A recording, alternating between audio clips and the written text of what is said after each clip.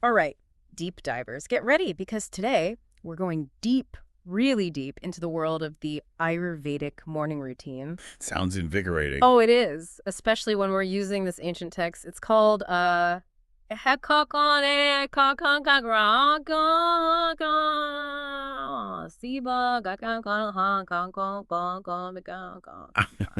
intrigued I already. know, right? And basically what it means is maintaining health through the morning routine.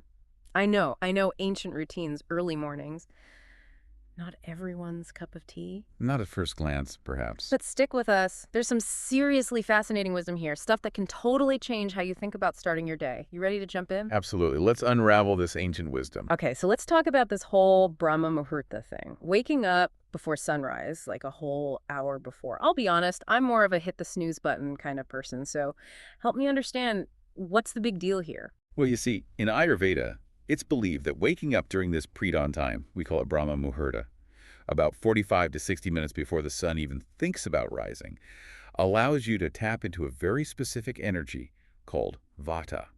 Vata. Okay, back up for a sec. Remind me about these doshas again. Sure, think of doshas like your own personal energetic blueprint, Uh-huh. It's what makes you. There's Vata, Pitta, and Kapha. Right, right. Now, Vata, that's all about lightness, movement, that crisp, clear feeling you get in the early morning. Well, Brahma Muhurta, that's considered a Vata-dominant time. So by waking up in Brahma Muhurta, we're trying to like sync up with that Vata energy. You got it. It's like catching a wave. You wake up when Vata is naturally high, and you're more likely to feel energized, ready to tackle the day. Mm. Plus, let's be real, the world is usually pretty quiet and peaceful at that hour. Helps set a calmer, more focused tone. Makes sense. I'm starting to see the appeal. Okay, so you're up at this, let's be honest, ungodly hour. What's next on the agenda? One of the first things you do is something called Ushapan. Usha, what now? Ushapan.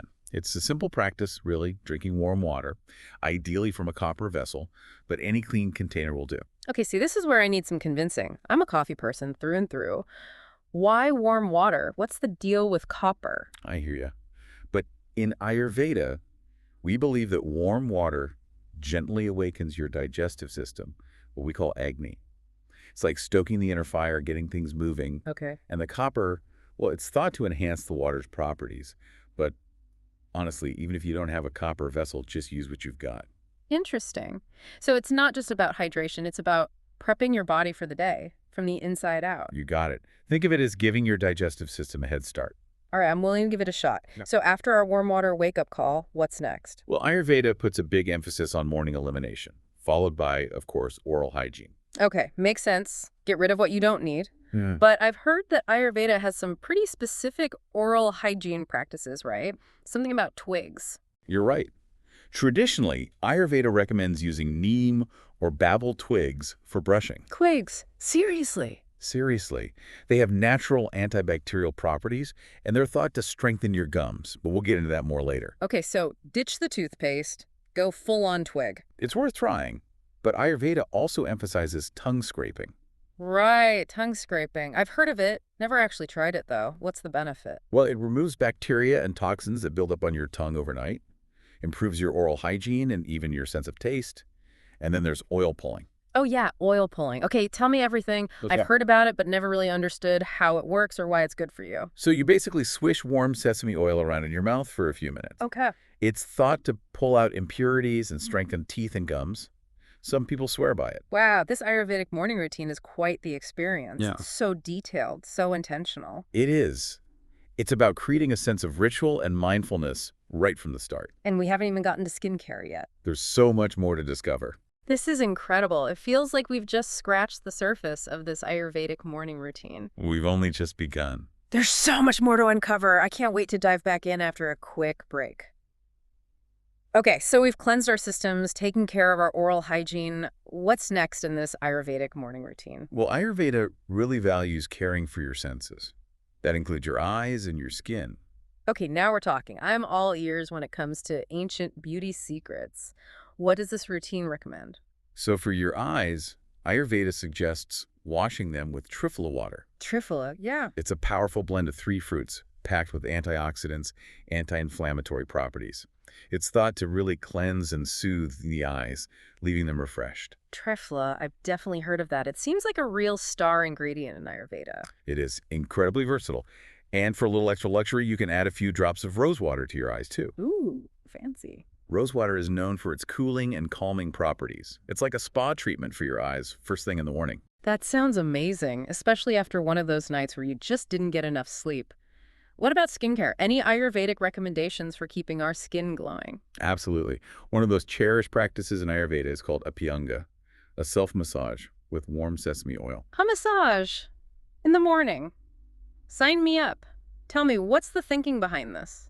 Is it just about pampering ourselves? It's definitely pampering, but it goes deeper than that. In Ayurveda, we believe that apyanga nourishes the skin, improves circulation, calms the nervous system, just generally promotes a sense of relaxation. Wow, so it's like a full body experience, mind, body, and skin. I love that. Okay, so we've cleansed, we've pampered ourselves. Are we ready to take on the day yet? Not quite. We still need to move our bodies, get our minds focused. All right, let's get into it. What does Ayurveda have to say about incorporating movement and mindfulness into our mornings? Well, Ayurveda encourages you to find a gentle way to awaken your body and calm your mind. This could be anything from some gentle stretches, some yoga poses, to even a brisk walk in nature. It's not about pushing yourself to the limit, but about connecting with your body and setting a positive intention for the day. I appreciate that. I think sometimes morning routines get so intense, focused on these high impact workouts, that we forget about the importance of just moving our bodies in a way that feels good. Exactly. It's all about listening to your body's cues and finding what works for you. Now, speaking of gentle movement, have you ever tried Surya Namaskar? Surya Namaskar. You mean sun salutations? I've heard of them, but I've never actually tried the whole sequence. Tell me more. So Surya Namaskar is a beautiful sequence of yoga poses that flow seamlessly from one to the next. It's like a moving meditation that stretches, strengthens your body, while also promoting mental clarity. It's a wonderful way to honor the sun's energy and start your day with a sense of gratitude. It sounds incredibly grounding and energizing at the same time. I'm definitely adding that to my list. But I can't forget about those breathing exercises we talked about earlier. What were they called again? Yes, pranayama. The text mentions a few specifically, like anulom vilom, which is alternate nostril breathing, Right. pastrika, or bellows breath, Okay. and kapalbhati, also known as skull shining breath. Those are some pretty intense names. What are the benefits of these practices?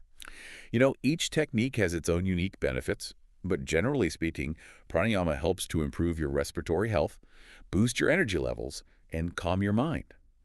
Anulom vilom, for example, it's believed to balance the left and right hemispheres of your brain, bringing you a sense of peace and focus. Wow. So it's like a workout for your lungs and your mind all at the same time. Love it. Exactly. Finding that balance, that harmony within yourself. Now, amidst all this movement and breathing, we can't forget about the importance of stillness, right?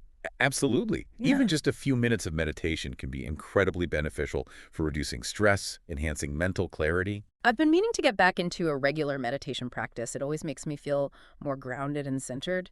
So we've moved our bodies, we've calmed our minds. What's next? Are we finally ready to take on the day? Almost. After all that activity, it's time for a refreshing bath. Okay. Ayurveda suggests using lukewarm water. It's thought to be the most balancing for your body and mind. It's about cleansing yourself both physically and energetically, preparing yourself for whatever the day might bring. Love it. And I'm guessing after that, it's finally time to eat. Yes, can't forget about the most important meal of the day, breakfast. Okay. Ayurveda really stresses starting your day with a nourishing, balanced meal to fuel your body and mind. So what are we talking about here? Give me some examples of these healthy Ayurvedic breakfast options. I'm hoping there's more to it than just warm water at this point. Of course, the text mentions a variety of delicious and wholesome options. We've got sprouted grains, fresh fruits, a savory lentil pancake called moong dal chila, Interesting. porridge, milk with dates, herbal teas. It's all about choosing foods that are easy to digest, energizing, and support your overall well-being. Sounds amazing. I'm definitely sensing a theme here of simplicity, balance, and a deep connection with nature. Exactly.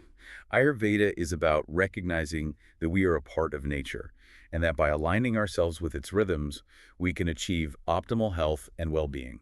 I'm totally feeling inspired to try incorporating some of these practices into my own morning routine.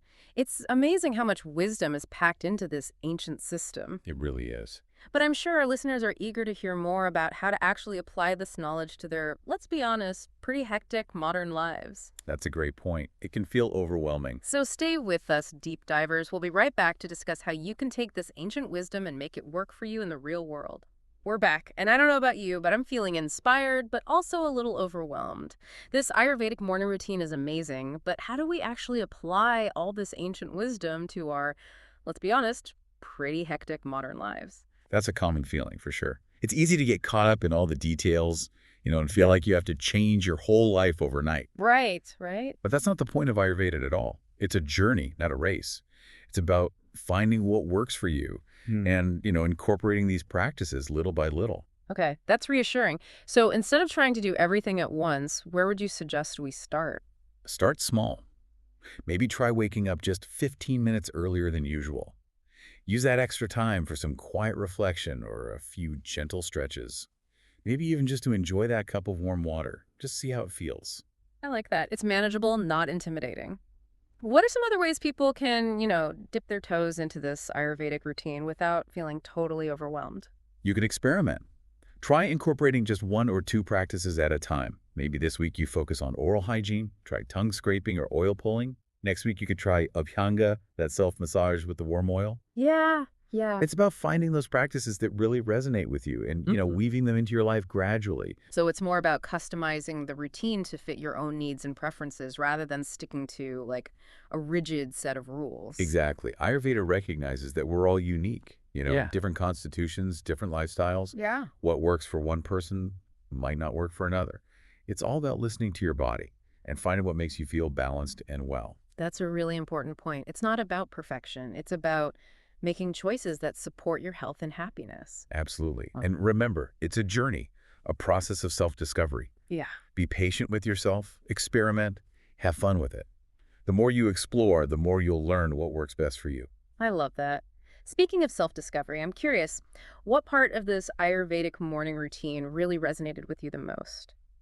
For me, it's that emphasis on connecting with nature's rhythms.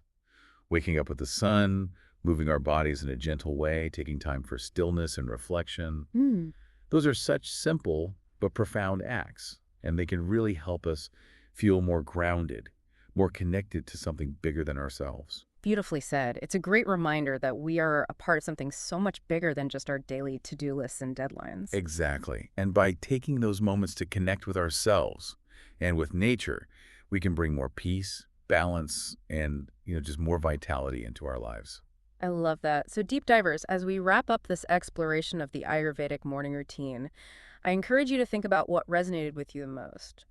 What one small change can you make to your morning routine that would help you feel more balanced and well? Remember, it's not about being perfect. It's about progress. Yeah. Even the smallest efforts done consistently can lead to some really big changes in your health and happiness. And on that note, we hope this deep dive has inspired you to explore the world of Ayurveda and discover how this ancient wisdom can enhance your modern life. Until next time, keep exploring, keep learning, and keep diving deep.